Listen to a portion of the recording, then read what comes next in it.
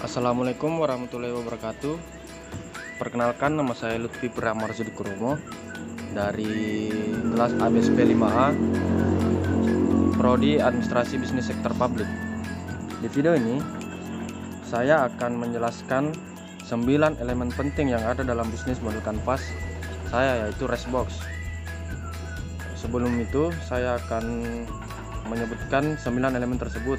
Yang pertama itu adalah customer segment, kedua value proposition, ketiga channel, keempat customer relationship, kelima revenue stream, keenam key resources, ketujuh key activity, 8 key partnership, dan 9 itu cost structure.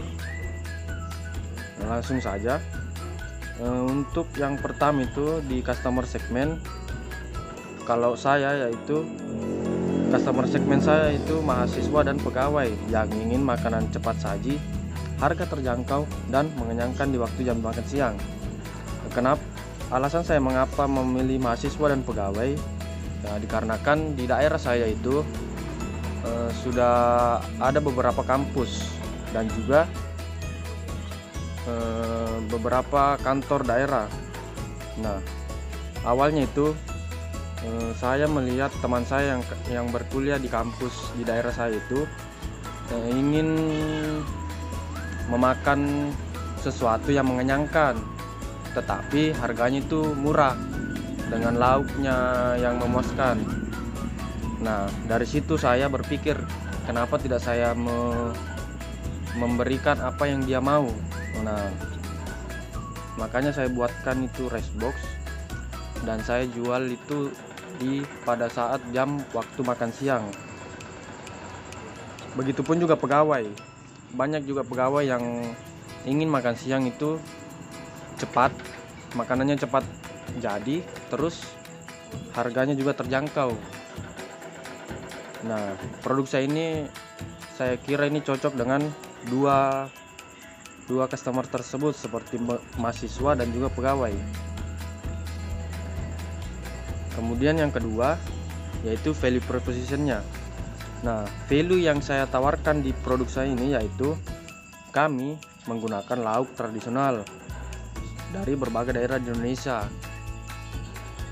seperti lauk-lauk yang ada di daerah-daerah terpencil. Nah, tujuannya itu untuk mengenalkan budaya yang ada di Indonesia ini, supaya pemuda-pemuda tersebut atau mahasiswa yang menjadi target saya itu tidak melupakan bahwa di Indonesia itu banyak jenis-jenis lauk yang tidak kalah dengan makanan luar negeri. Nah, yang kedua itu yang tidak lain adalah harganya terjangkau dengan lauknya yang memuaskan. Kemudian ketiga channel. Nah, channel saya yaitu kedai, ya kami akan menjual sehari-hari itu ya di kedai. Nah, kemudian di sosial media seperti Instagram, Facebook, dan juga di platform-platform e-commerce yang ada di Indonesia. Keempat itu customer relationship. Nah, untuk customer relationshipnya itu kami akan ada di sosial media, terus Instagram, Facebook, dan juga acara event, karena 4 hal tersebut itu sangat mudah dijangkau oleh target saya.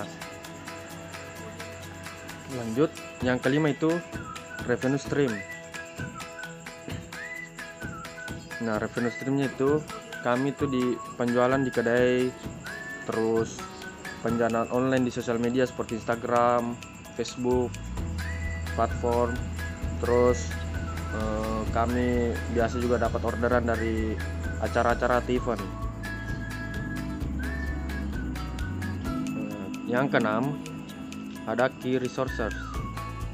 Nah, key resources itu yang kami butuhkan itu untuk bisnis ini bisa berjalan, yaitu tentunya yaitu karyawan.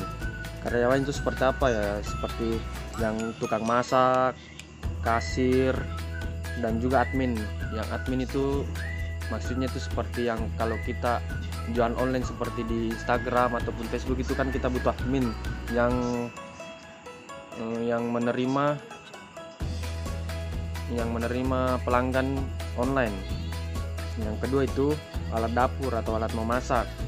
Ya, alat dapurnya itu seperti kompor, panci, wajan, spatula, terus piring dan lain-lain. Nah, kemudian kita juga memerlukan kedai. Kedai itu untuk kita penjualan yang stay, yang itu maksudnya tuh stay kita di kedai kalau memang ada yang langsung mau makan di kedai kita. Nah, terus finansial. Lanjut, yang ketujuh itu key activity. Nah, key activity kami itu ada 4. Yang pertama itu penjualan di kedai. Ya, tentunya kita akan menjual di kedai itu sehari-hari, setiap hari. Terus kami selalu melakukan endorse produk kita di sosial media. Endorse-nya itu seperti selebgram, artis-artis yang ada di Facebook. Nah, yang ketiga itu kami akan terus melakukan pengembangan variasi lauk pauk kita agar pelanggan kami itu tidak bosan dengan lauk kami. Makanya kita akan selalu melakukan pengembangan di variasi lauk pauk. Terus yang terakhir itu penjualan atau pencatatan penjualan per bulan. Nah, itu pasti sangat penting untuk kita mengetahui bulan ini kita bisa menjual beberapa pieces, bulan depannya kita bisa target berapa pieces. Nah, ke-8 ada key partnership. Nah, key partnership kami itu yaitu pedagang ayam yang ada di pasar. Nah, kami tuh pas sudah ada memang langganan untuk mengambil ayam yang ada di pasar, karena kami selalu mengambil banyak. Makanya kita sudah berbicara lebih lanjut untuk bisa bekerja sama. Dan yang kedua itu penjual box. Ya, penjual boxnya itu yang untuk box makanannya yang kita packagingnya, yaitu yang kita masih pesan online yang ada di platform. Nah, kedepannya itu kami akan langsung berbicara dengan pemiliknya untuk bekerja sama juga. Dan yang terakhir yaitu cost struktur. Nah, cost struktur itu ada 5. Yang pertama itu biaya bangunan. Pasti biaya bangunan itu seperti kedai, listrik, biaya perawatannya dan lain-lain.